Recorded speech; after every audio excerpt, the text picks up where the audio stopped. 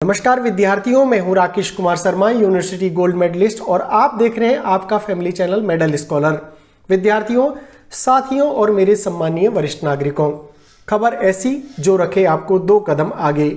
आज जो खबर हम लेकर के आए हैं वो आपको खुशी से भर देगी, क्योंकि ये उस वर्ग से जुड़ी हुई खबर है जो दिन रात हमारी सेवा करता है। अब बढ़ने वाली है मजदूर भाइयों की दिहाड़ी। न्यूनतम वेतन की व्यवस्था खत्म करने जा रही है सरकार। अगले साल से लागू हो सकती है लिविंग वेज की व्यवस्था। क्या है ये लिविंग वेज की व्यवस्था, कैसे बढ़ेगी मजदूर भाइयों की दिहाड़ी और आज जो इतना ज़्यादा अंतर है वो क्यों है, न्यूनतम वेतन की व्यवस्था सरकार परिवर्तन क्या करने जा रही है, ऐसे कौन से लक्ष्य होंगे जो हमारे मजदूर भाइयों को लेकर के रखे गए हैं, आइए करते हैं डिस्कस। साथियों, न्यूनतम वेतन भूल जाइए, अगले साल से नई व्यवस्था लागू करने की तैयारी में है सरकार। एक्चुअली होता क्या है साथियों कि न्यूनतम वेतन अलग अलग राज्यों में अलग अलग होता है। यही कारण है कि माइग्रेशन सबसे बड़ी प्रॉब्लम बन के सामने आती है। बिहार के मजदूर केरला जाना चाहते हैं, तमिलनाडु जाना चाहते हैं, क्योंकि वहां पर उनको दिहाड़ी ज़्यादा मिलती है। लेकिन नई व्यवस्था आने के बाद सभी राज्यों में समान वेतन होगा, यानी जो बिहार के कर्मचारी हैं या जो मजदूर हैं वो वहीं पर उनको उतना ही पेमेंट मिलेगा जितना कि केरल और तमिलनाडु में मिलेगा। तो आइए करते हैं इस खुशी की खबर को पूरा डिस्क्लोज और बताते हैं कि इसके पीछे क्या है रणनीति सरकार की। न्यूनतम वेतन भूल जाइए, अगले साल से नई व्यवस्था लागू करने की तैयारी में है सरकार। सरकार देश में न्यूनतम वेतन यानी मिनिमम वेज व्यवस्था को खत्म करने की तैयारी में है। इसके बजाय देश में जीवन यापन वेतन यानी लिविंग वेज की व्यवस्था लागू हो सकती है। लिविंग वेज वह न्यूनतम आय होती है जिससे कोई मजदूर अपनी बुनियादी जरूरतों को पूरा कर सकता है। इसमें उसका आवास, भोजन, स्वास्थ्य देखभाल, शिक्षा और कपड़े शामिल हैं।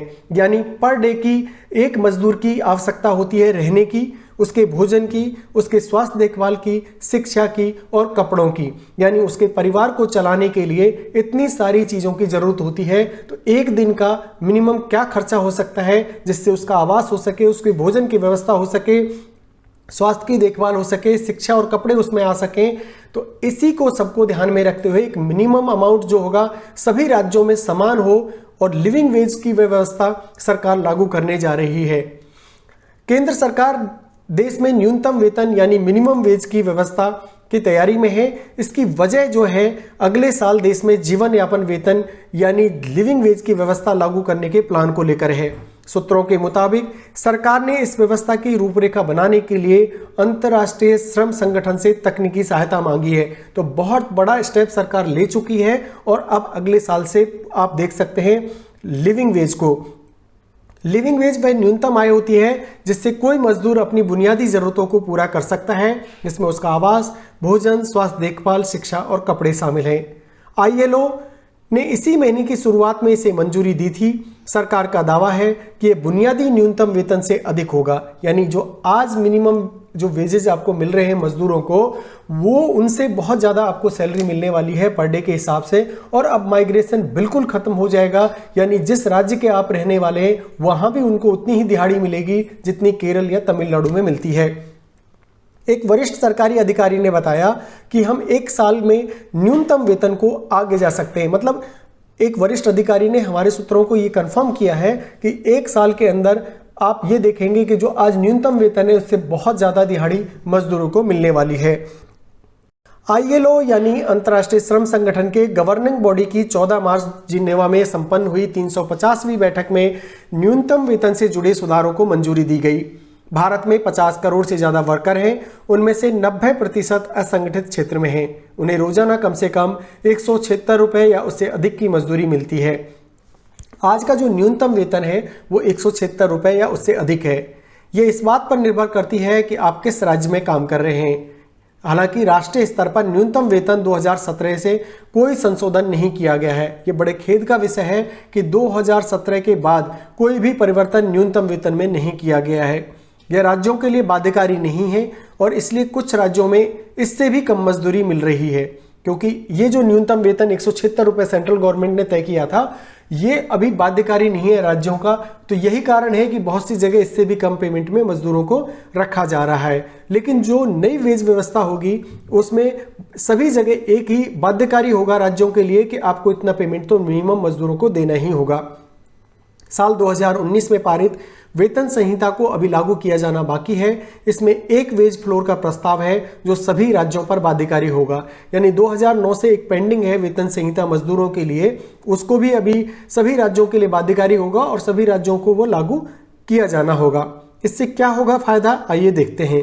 भारत ILO का संस्थापक देश है, यानी अंतर्राष्ट्रीय श्रम संगठन के जो संस्थापक देश हैं उनमें भारत एक है और 1922 से इसके गवर्निंग बॉडी का स्थायी सदस्य है। यही कारण है कि अधिकारियों ने कहा सरकार 2030 तक सस्टेनेबल डेवलपमेंट गोल यानी SDG को हासिल करने की दिशा में काम कर रही है। एक धारणा यह है कि न्यूनतम वेतन को जीवन यापन वेतन में बदलने के लिए लाखों लोग गरीबी से बाहर निकल सकते हैं। यानी न्यूनतम वेतन को जीवन यापन वेतन से बदलने से लाखों लोगों को गरीबी से बाहर निकालने के लिए भारत के प्रयासों को गति मिल सकती है।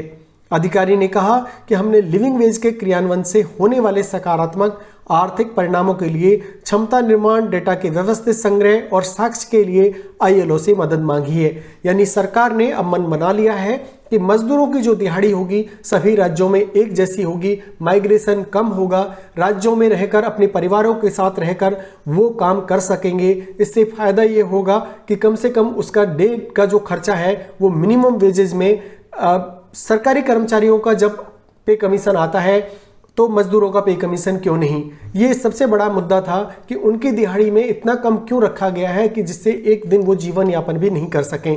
तो मजदूर भाइयों के लिए आज खुशी का दिन है, कम से कम एक स्टेप ही सही सरकार ने इस दिशा में सोचना शुरू कर दिया है और अगले साल 2025 से उन्हें मिनिमम वेज की सुविधा प्राप्त होगी, जिससे वो अपने परिवार को अच्छे से चला पाएंगे, बच्चों को शिक्षा दे पाएंगे। इसी के साथ गरीबी रेखा से नीचे जीवन यापन करने वाले लाखों लोग, इससे उनका जीवन संवरेगा और एक बहुत अच्छा कदम है। मेडल स्कॉलर की टीम इसके लिए सरकार को धन्यवाद देती है कि कम से कम उन्होंने इस बारे में सोचा तो सही। अब विद्यार्थियों के लिए एक छोटा सा संदेश। विद्यार्थियों, यूट्यूब पर पढ़ाई का एकमात्र गारंटी वाला चैनल मेडल स्कॉलर। बहुत सारे विद्यार्थी हमसे जुड़ चुके हैं और कुछ विद्यार्थी अभी हमें जो पहली बार आज देख रहे हैं उनसे रिक्वेस्ट है प्लेलिस्ट में जाकर के वो चेक कर सकते हैं हमारे कंटेंट को।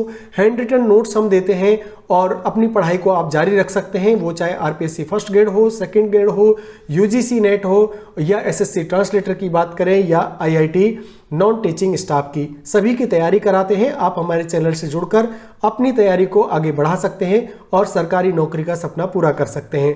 आज के लिए बहुत बहुत धन्यवाद, मिलते हैं अगले वीडियो में।